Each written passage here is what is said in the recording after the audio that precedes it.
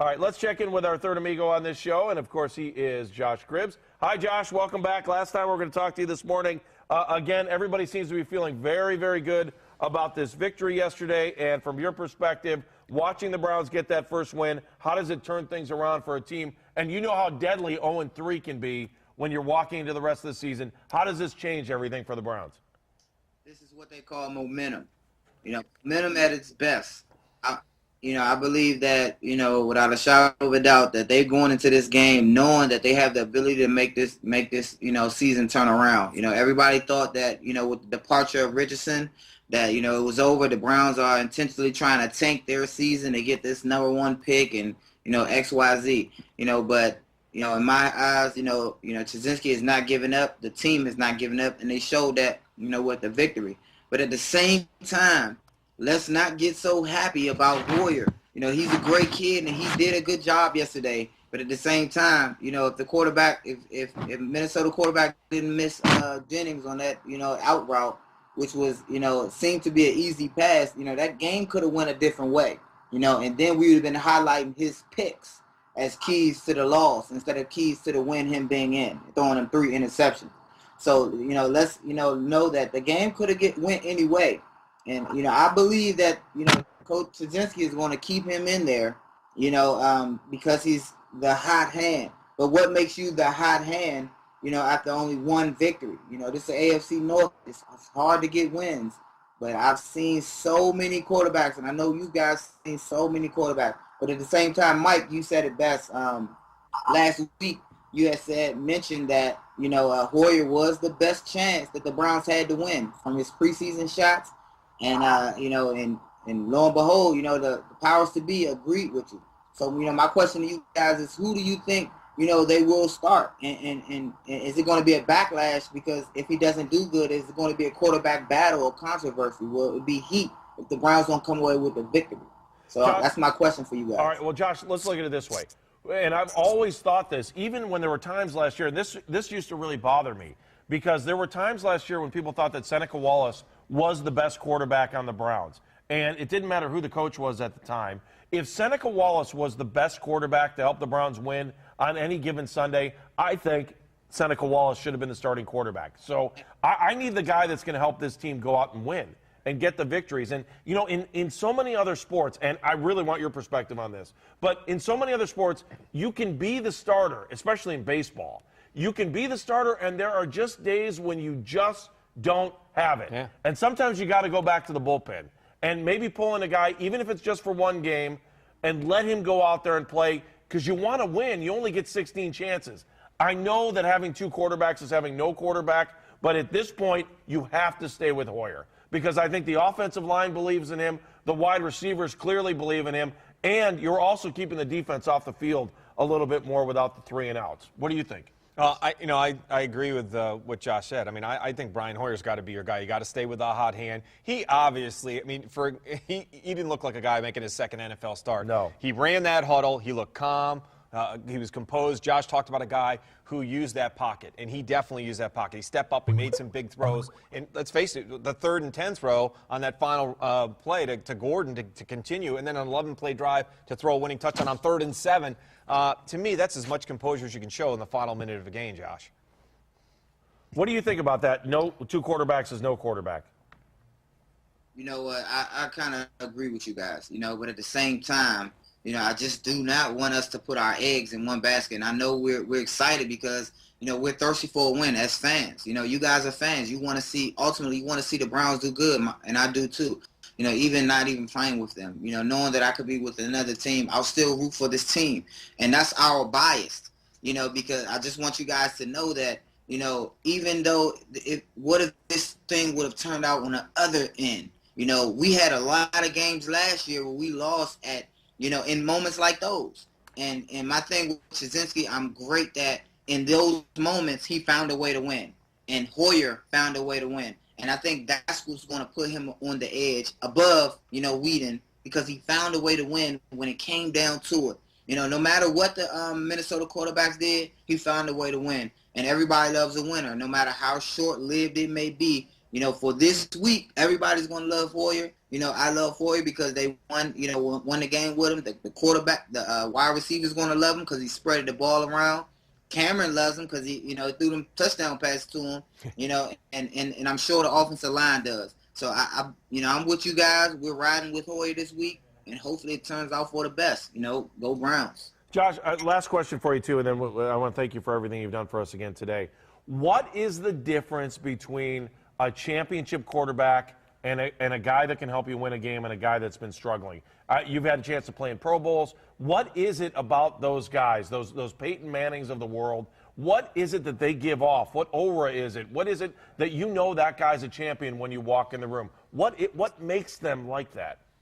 It's that mentality, and it's so funny that you said that aura because you know being around Peyton, you know, in mostly. Let me see. Every Pro Bowl I played in, you know, Peyton Manning was our quarterback. And that aura that he had, that ability to know that everything was going to be all right, that he had everything under control, that no matter what happened, we were still okay. You know, even in that Pro Bowl game, you know, he commanded the coach. He even told the coaches, like, look, guys, you know, let's take this seriously. You know, a guy that, you know, went in and knew everything in and out about the playbook and about the team. You know, and he knew about the guys going in, even the Pro Bowl game. You know, Peyton Manning knew who he had. Josh worked the slats, you know, worked the safety, you know, and he put players in certain positions to make them successful. And I think that's what stands, you know, that's the difference. You know, you have a quarterback with the mentality that no matter what happened, and it's that quicksand thing. A quarterback who can throw a pick, throw 2 picks, throw 3 picks, like Hoyer did. Now, I'm not saying you're the championship quarterback, but to throw 3 picks and to still hold it together, I think he showed tremendous amount of poise, throwing 3 picks and still holding together to throw 3 touchdowns and to lead the Browns to a victory like that. And he showed, and what he's seeing, why everyone's excited, because he showed championship quarterback mentality with that poise and with the ability to overcome adversity. And that's what championship quarterbacks do. They have the ability to overcome. And they do it consistently. And I think Hoyer showed that. And the consistency is what, you know, championship quarterbacks stand there, you know, set themselves apart from other quarterbacks who are just one-timers. If he shows consistency, Hoyer, he will be the guy for the whole season. All right, Josh, thank you for another great week with us here on Dogs on the Run, and we'll be talking to you throughout the week. And, oh, wait a minute. On Thursday, you said you were going to give us a little tidbit on what's going on with your career. I didn't forget what's going on. You don't have to tell us what teams you're talking to, but how many teams are you talking to? 3 teams right now. I'm talking to 3 teams, and it's looking pretty good, 2 of them. You know, I got a couple workouts. Going up there pretty excited, and you know, that's pretty much all I can say. You know, I'm healthy, been working out every day, been going a little hard. You know, I'm back to 100%, I can honestly say, so I'm ready to get back out there and play some football. Did you already do the workouts, or are they coming up? They're coming up. I did 1 workout, you know, and you know, they're working out, you know, some type of, you know, contract things right now. Good, but all right. We got to keep doing more, you know, to have more options, to have more of a bargaining value. So, you know, look for me on a team near you. All right, Josh. Well, you know we love you on the show, definitely. and you've been a great co-host with us, but we want to see you back on the field on Sundays, too. All right. Thank you, guys, for having me. All right, Appreciate Team Cribbs, we're on it. Yeah, no doubt. Thanks, we're on Josh. Team We Cribbs. appreciate it. We'll talk to you next week. All right, Josh Cribbs. Well, that's great news, isn't it? Yeah, it's awesome news, and I think the word that, you know, he kind of brought up is resilient, Andy, when you talk about what he was talking about in Brian Hoyer yesterday, the resiliency to be able to overcome the 3 interceptions, which, let's face it, every Browns fan in the world is going to forget about that. You'd almost have to remind somebody, you just have to as I win just at did. the end. But the thing that he said that I think sticks out more than anything is go back and look at this team over the last 5 years. They're always close. There's always something, you know, they don't get blown out, but they just don't do enough in the fourth quarter to pull off a victory. Brian Hoyer did that yesterday. Yeah, I still remember the debacle at home against the Eagles when it was all hands on deck for the quarterbacks. It was Spurgeon Wynn. It was Johnson. It was Northcutt. They just all took turns. I mean, that was the low point. So to be able to have 3 quarterbacks, and any 3 of them can play, but to have Brian come in and do what he did yesterday, it's a big lift going into a division game on Sunday. All right, let's go back to the Skype line. Skype line 2, there he is, the man with the hat. That's Kenny Roda, one of our other partners on the show. Kenny, so how do we move forward now? What should Browns fans think this week with Cincinnati coming in, and then it's a short week after that with Buffalo on Thursday night? Yeah, obviously they're optimistic after seeing what Brian Hoyer was able to do yesterday at Minnesota on the road. The running game is still a major concern, guys. I mean, Willis McGahee, Bobby Rainey are the main two guys. They're going to have to be able to run the ball more and not out of a fake punt situation or a fake field goal. You're not going to get that every game. So they're going to try and have to establish the run somehow, some way, and hopefully with a week of practice, Willis McGahee will be better and give them a threat in the running game, because if not, if you're the defense, if you're Cincinnati's defense, you ignore the running game and you just focus on the passing game. You pin your ears back and you come after Brian Hoyer. You double up Josh Gordon and pay more attention to Jordan Cameron and see if anybody else can beat you. So they've got to establish more of the run. Got to give credit to the defense, fellas. How about the defensive line with 6 sacks yesterday? Barkevius Mingo looked good. He showed that lean coming around the corner that you need as a pass rusher to get underneath that tackle's arm and get to the quarterback. I like that. 6 sacks.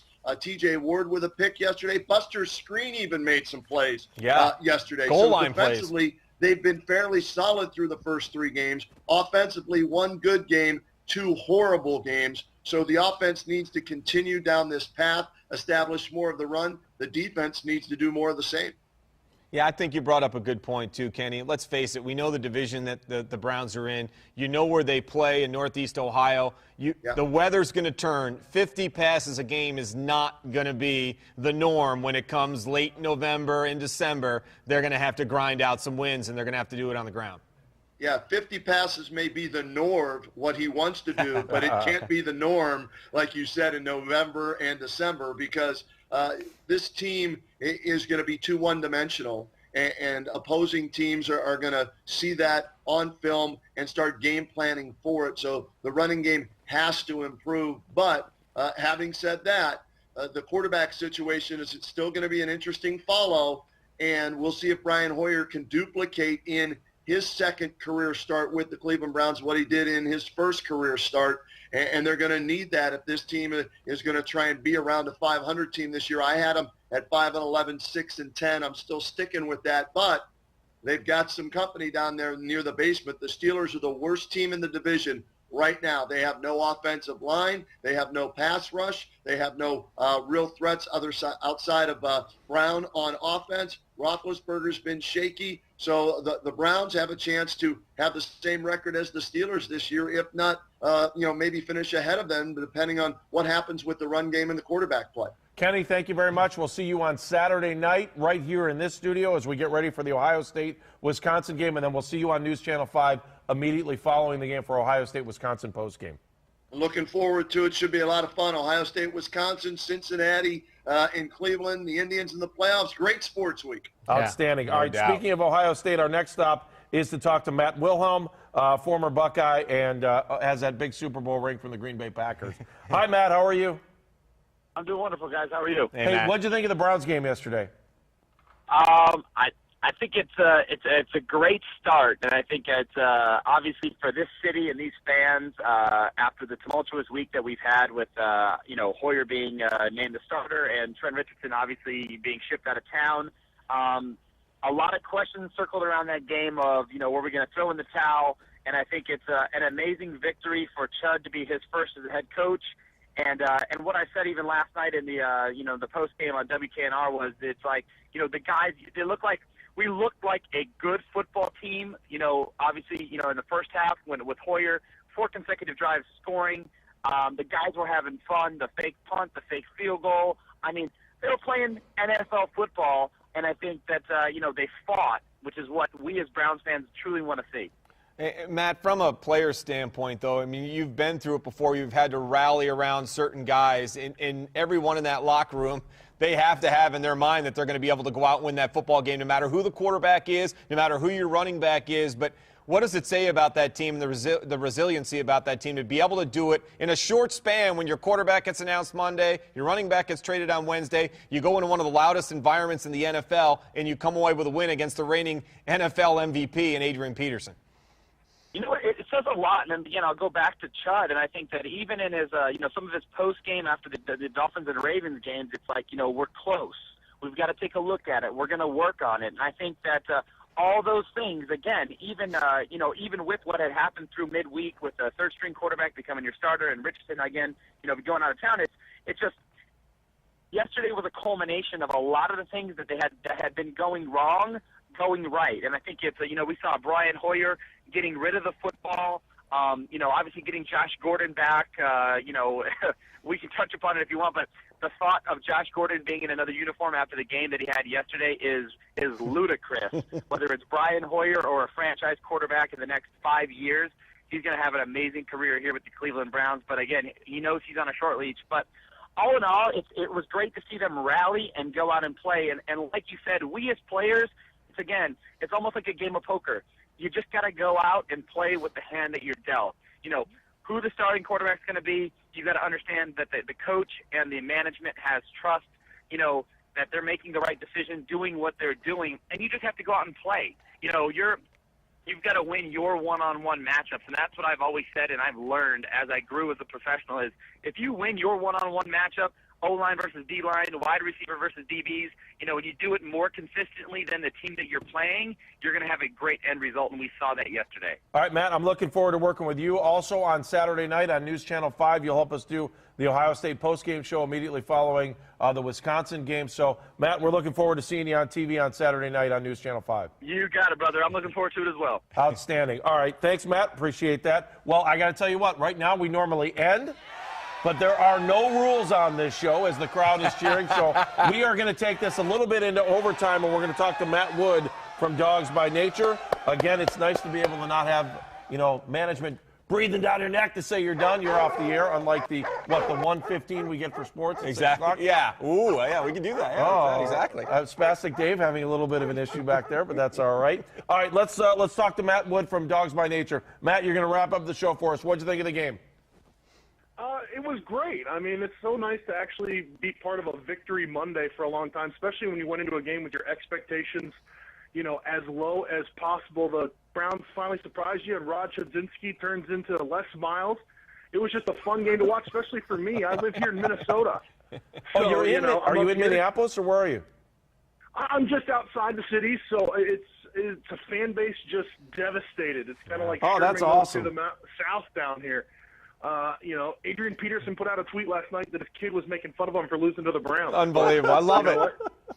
That doesn't matter. We got the win, so it's a good feeling. Very surprising. I love it. I love the fact that tweet went out, Matt. I just think that's outstanding. But you can feel the pride all the way from Cleveland to where you are in Minnesota today. That, as you mentioned, it's a win on a Monday, and there's not a better feeling in the world if you're a Browns fan. And especially after that terrible week. I mean, with all the accusations flying around that we're tanking and everything like that, for Chud to get that team together to come out there and play a football game like that where they're running around with their hair on fire, what an awesome job by him. And you know what? Maybe there's a little bit of major league action going on there, and maybe they got a picture of Joe Banner, and they're just taking a little piece of his dress off every time. As sad as that and scary as that may be. But that's scary. Hey, leave his clothes on, please. That's a great reference. Leave him on. I don't need to see it. Hey, Matt, we're going to wrap up here. DAWGSbyNature.com, right? Yes, sir. All right, what do you got on there right now? We got a game recap of everything, breaking down all the big plays and things we need to improve on for the next week, and just a fun place to come on, check out, and talk with other Cleveland Browns fans. Matt, great job. Thank you very much. You get the cheering as you take us on out. So thanks, Matt. Appreciate it. We'll talk to you next week, hopefully, or down the road. Look forward to it. All right, what a show, man. That was the fastest hour and a half of all time. It always does. Sorry, hour and 33 minutes, 34 minutes. But that's all right. There are no rules on this show, and that's what makes it great.